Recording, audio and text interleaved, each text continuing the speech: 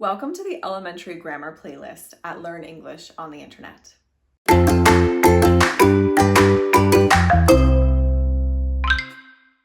This playlist is for new English learners at the level of A1. In this playlist, you will learn everything from the to be verb to adverbs of frequency and so much more.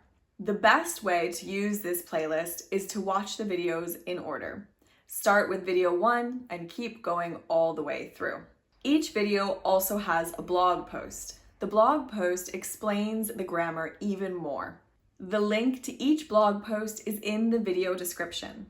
There are also worksheets available. There is one worksheet for each video in this playlist.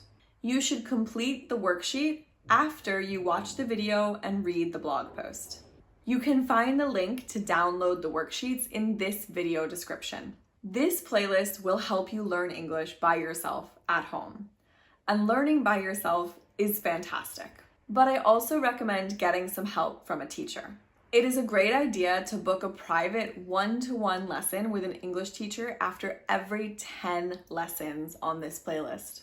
In these lessons, you can ask any questions you have, and you can make sure that you understand all of the topics covered in this playlist.